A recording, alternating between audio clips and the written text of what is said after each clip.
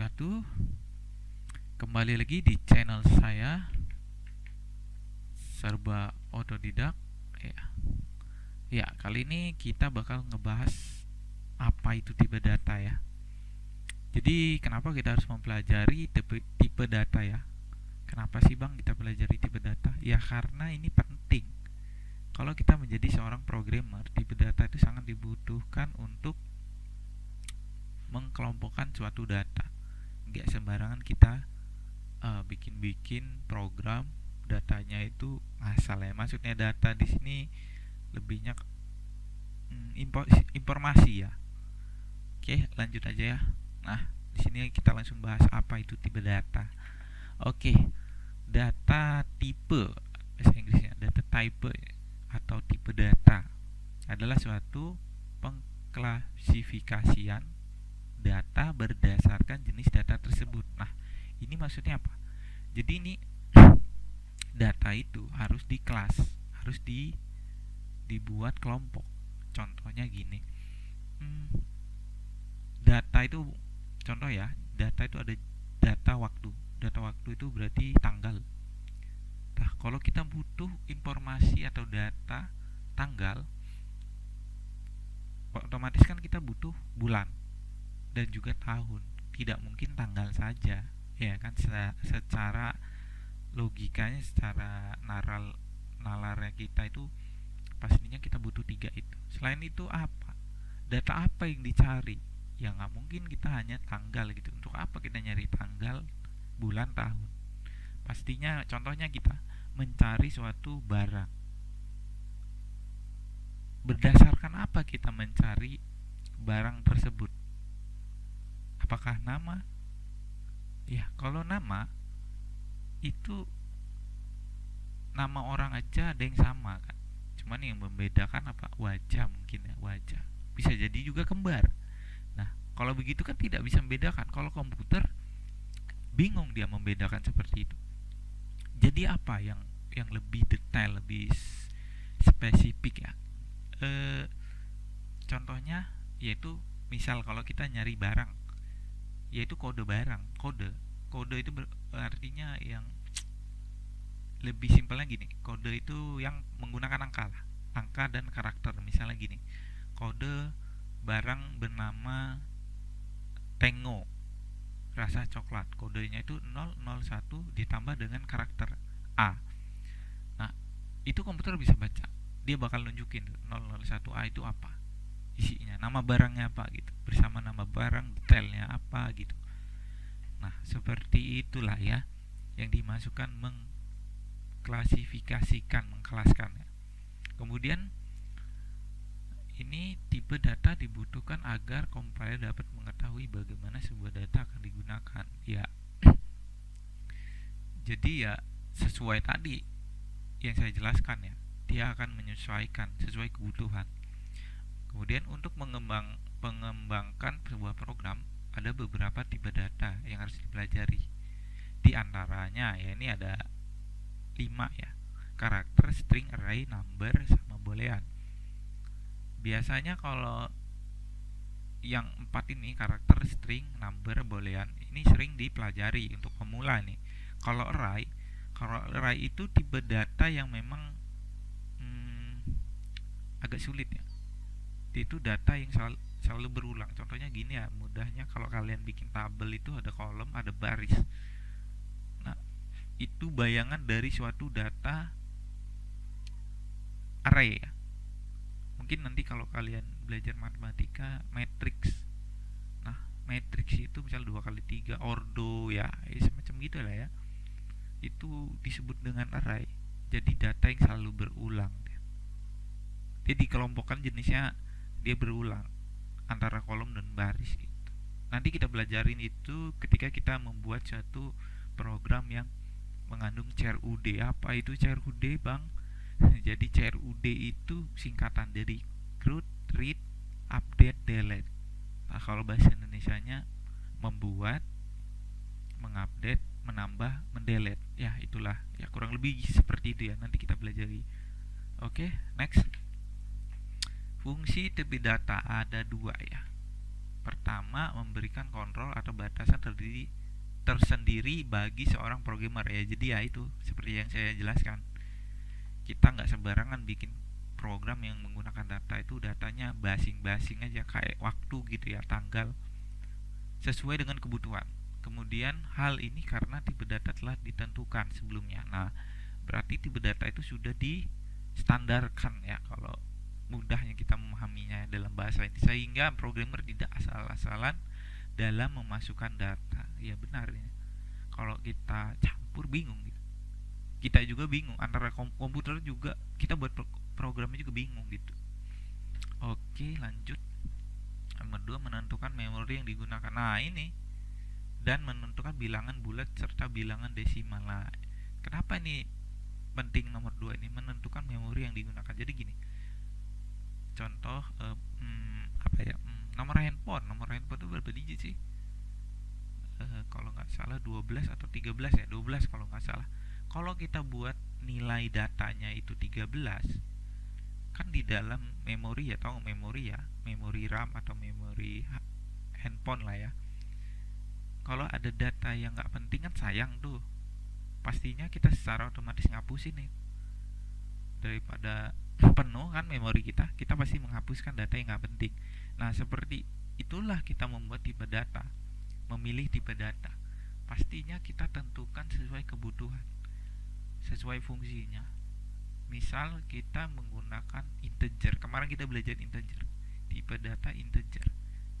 Di dalam integer kita batasi, misalnya kita buat suatu program menginputkan nomor handphone ya. Kan ada 13 digit ya. Kita buat hanya 13 digit, tidak boleh lebih atau kurang. Kalau kurang ya jadi aneh juga. Mana ada yang 11 digit atau 12 digit gitu ya. Padahal standarnya berapa? Kalau nggak salah nomor handphone itu 13 kalau nggak salah. Ya kan tidak bisa. Dilebihkan juga tetap bisa diinput, tapi sayang menghabiskan kalau memori itu ada standarnya, byte, megabyte ya kan, sayang itu. Kalau misalnya kita menginputkan data ribuan, data orang ribuan, 1 byte kalikan 1000 ya lumayan juga gitu kan, berpengaruh terhadap hardware kita ya, hard disk kita atau memori kita gitu. Jadi itu pentingnya menggunakan tipe data ya. Walaupun ada tipe data yang dia asal apa ya, satu kolom gitu lah, nanti non SQL itu memang teknologi baru ya, ya lumayan baru sih non SQL ya. Mungkin kita kalau di sini sih belajarnya SQL. Kalau SQL itu lebih terstruktur, kalau non SQL dia tidak terstruktur. Nanti itu video, wah jauh itu ya, kita pelajari dulu yang mudah, yaitu bahasa pemrograman C++. Lanjut, jenis tipe data yang ada tiga. Iya, ada tiga. Ada tipe data primitif sederhana, kemudian tipe data komposit, dan kemudian tipe data lainnya. Oke, lanjut. Nah, tipe data primitif atau sederhana itu seperti apa? Ya, tipe data primitif itu yang biasa kita temukan ketika kita ke Indomaret atau Alfamart, itu ada kode ya, atau beli kuota itu biasanya ada struk tuh. Struknya itu kita lihat ada kode barang, ada nama barang. Nah, itu biasanya yang primitif, itu tipe dari primitif. Ini bisa kalian baca nih. Merupakan tipe data yang menyimpan suatu nilai dari setiap variabel ya. Variabel udah kita bahas. Tipe ini merupakan dasar yang sering dipakai oleh programmer. Contohnya adalah tipe numerik integer ya kan, kita udah belajar, dan real. Real ini bilangan real maksudnya. Tipe data karakter, char, dan tipe data boolean. Boolean itu true dan false, benar atau salah, pilihan ya. Oke, lanjut. Nah, ini contoh dari tipe data primitif, boolean, byte. Nah, fungsi-fungsinya bisa kalian baca ya. Hanya memiliki untuk boolean hanya memiliki nilai true dan false, benar kan? Byte ini saya belum pernah pakai sih, tapi jelas ini termasuk tipe data ya. Oke, yang biasanya umum bagi yang baru belajar itu boolean, char, float, double. Float sama double ini sama, tipe datanya desimal, tetapi perbedaannya di ini size-nya. Kalau float itu ukurannya kecil, sedangkan double desimal yang ukuran besar gitu ya. Kemudian integer long. Nah, ini long antara in sama long ini sama dengan float sama double nih. Dia size-nya aja. Kalau in itu dia 12 angka kalau nggak salah, batasnya 12 digit. Kalau long dia bisa panjang.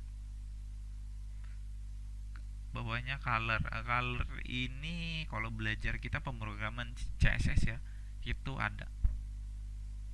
Ya udah seperti itu ya. Mungkin banyak sih data ya, selain ini ada varchar ya. Banyak lah intinya ya. Ini beberapa ini ya silakan dipelajari, dihafal ya.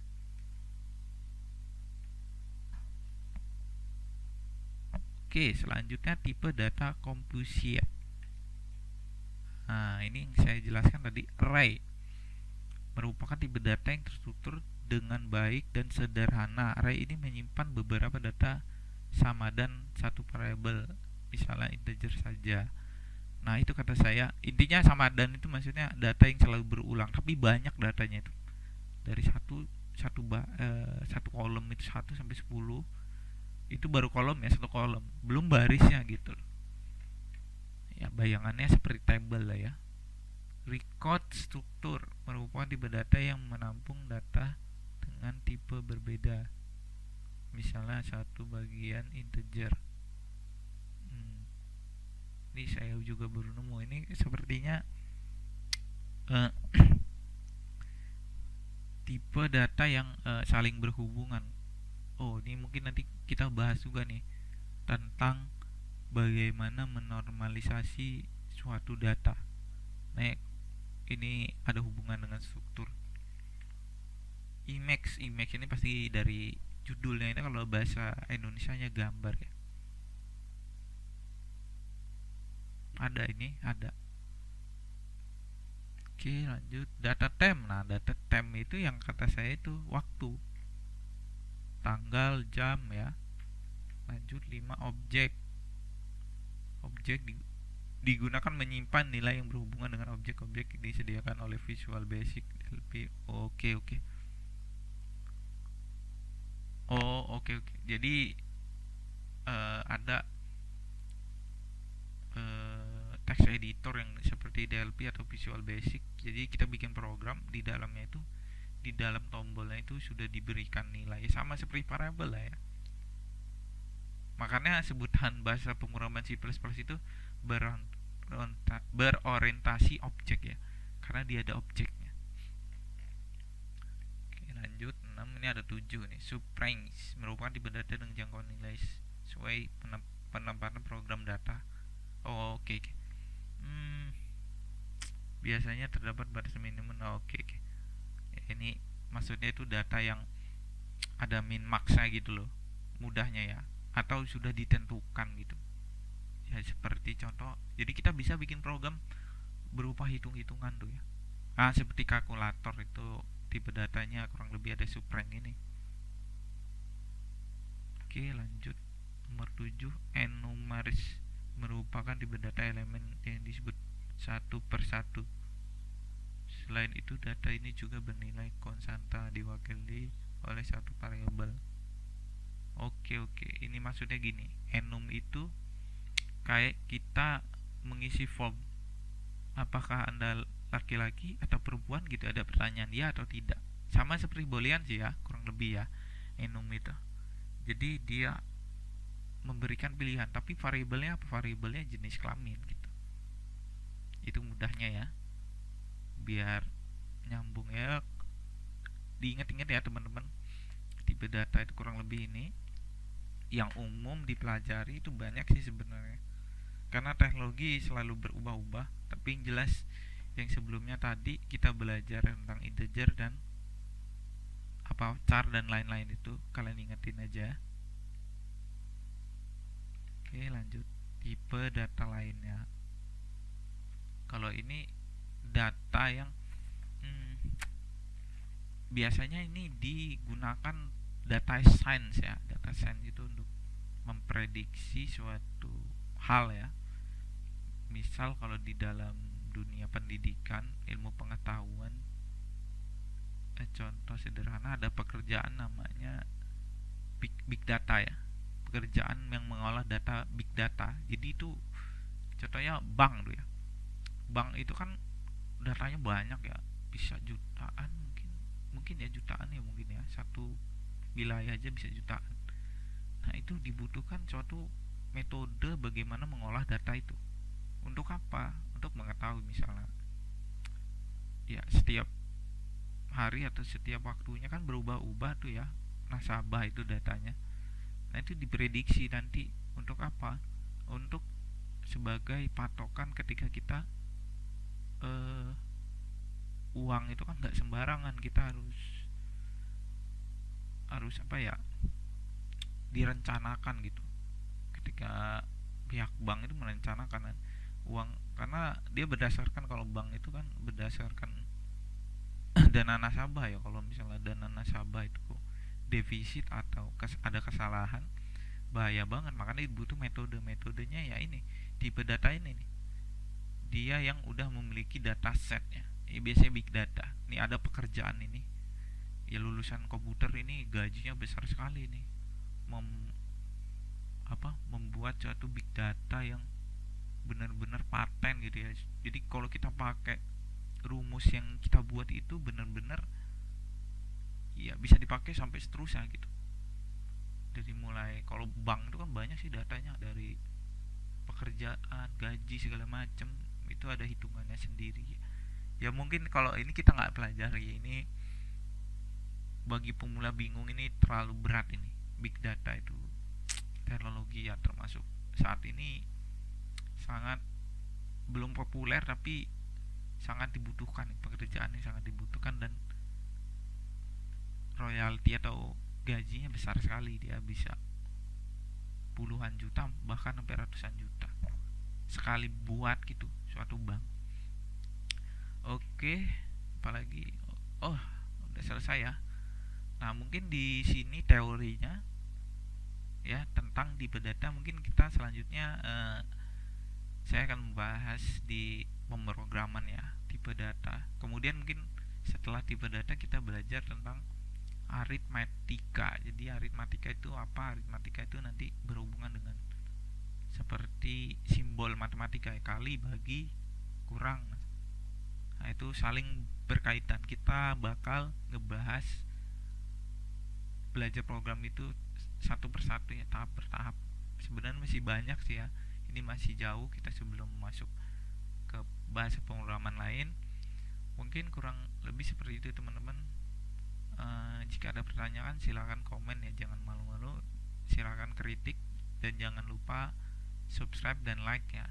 Bunyikan tanda lonceng supaya kalian tahu berita update lagi, apalagi yang saya buat ya, materi yang kita bahas. Ya mungkin di sini kurang lebih saya mohon maaf jika ada kesalahan ya atau ada kekurangan.